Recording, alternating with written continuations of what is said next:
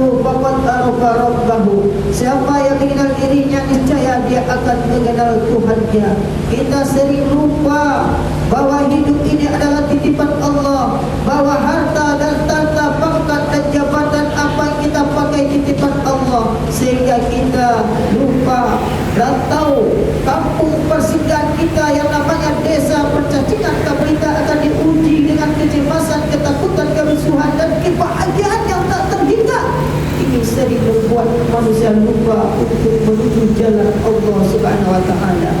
Oleh karena itu dalam surat Ali Imran ayat 102 kata Allah, Bismillahirrahmanirrahim, Ya ayyuhallazina amanu taqullaha haqqa tuqatih wa la tamutunna illa wa antum muslimun. Hai orang-orang yang beriman, bertakwalah kamu kepada Allah sebenar-benar takwa kepadanya. Wa la tamutunna, dan jangan kamu meninggal illa wa antum muslimun, kecuali dalam keadaan Islam. Untuk umat agar dibekali manusia tidak lupa diri, tidak lupa hakikat hidup, bahwa Tuhan Mu'azzim nafsihi, yang maha kuasa di atas segalanya, Tuhan yang memberi, Tuhan yang mengambil. Oleh karena itu, wala tamutunna, dan jangan kamu meninggal kecuali dalam keadaan Islam. Karena kematian tidak memandang keadaan, tidak memandang waktu kita bekerja, tidak memandang waktu kita jadi raja, tidak memandang waktu kita punya binatang, lari-lari ke tepi laut, tiba di laut menangkap ikan. Kalaulah datang malaikat maut, kemana badan akan dilarikan. Oleh karena itu, ya Muhammad, ismasyikta fa innaka mayyit, hiduplah sesuka hatimu, tetapi ingat kamu akan mati atau meninggal. Nah, kaum muslimin jemaah Jumat rahimakumullah, kita sering lupa. Itu karena kita sering tidak melihat bagaimana hakikat kita menghadapi kematian. Kita jarang merenung muhasabah diri dan belajar dari kematian dari saudara kita yang telah pergi ke desa percacingan tersebut, merantau ke kampung yang terakhir. Pangkat yang paling tinggi adalah takwa, tinggal dan kehidupan yang paling akhir adalah al-marhum dan al-marhumah. Oleh karena itu, agar kita sadar bahwa kita akan meninggal, jangan kita sombong, jangan kita tidak peduli kepada saudara kita yang membutuhkan kita. Oleh karena itu, kematian mengajarkan kita pelajaran berharga agar kita bisa memanfaatkan waktu, bisa menggunakan nikmat Tuhan sebelum dicabutnya. Bahwa pentingnya waktu, karena khairun nas man tala umruhu wa hasuna amaluhu. Sebaik-baik manusia, panjang umurnya, banyak kebaikannya. Jangan tua-tua lagi, semakin tua semakin berjudi dan menjadi. Oleh karena itu, surat Al-Mulk ayat 2 mengingatkan kita kembali, Allazi khalaqal mauta wal hayata liyabluwakum ayyukum ahsanu amala wa huwal azizul ghafur.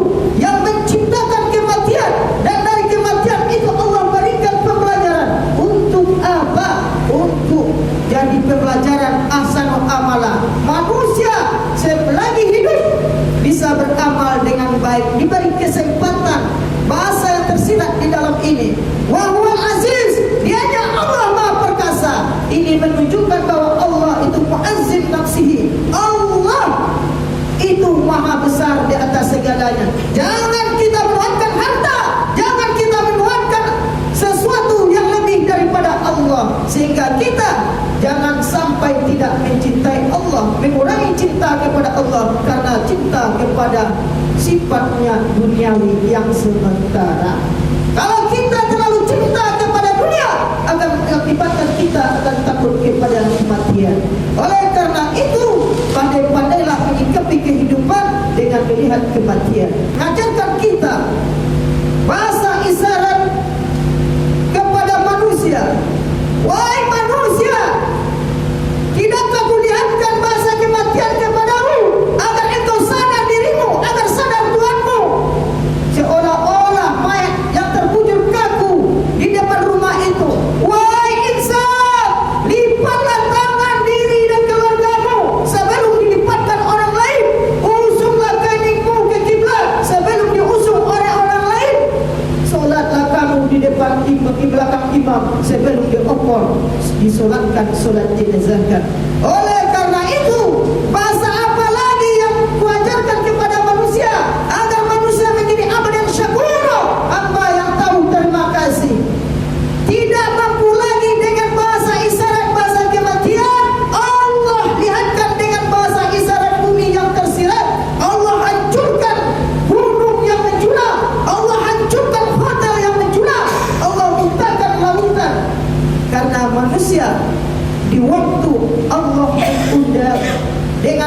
hayya 'alal falah. Mari menuju kemenangan.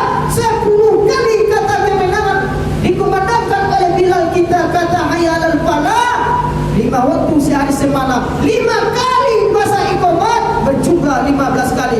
Begitu rindu Allah kita disuruh meluangkan waktu. Kemarilah mendekatlah wahai hambaku. Namun sang hamba mengajukan diri. Summa umum paum la yarji'un. Tuli isu buta, mereka tidak kembali. Maka wajar Allah menciptakan isi bumi ini. Wa akhrajatil ardu asqalaha.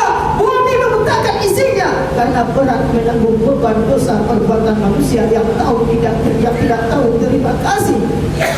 Ista'azana rabbukum la in syakartum wa la in kafartum inna azabi lasyadid. Surat Ibrahim. Ingatlah ketika Tuhanmu berkata, jikalau kamu bersyukur Allah tambah nikmatnya, jikalau kamu kufur azab Allah yang maha pedih. Ketika kemenangan azab tersebut banyak manusia mengacuhkan, banyak manusia muda-mudi hanya asing main HP, main internet, main segala selfie yang berkaitan dengan internet dan telekomunikasi. Sementara yang memberikan nafas, yang memberikan jasa dan ruh, yang memberikan rumah bertingkat, mobil berkilat adalah Sang Pencipta.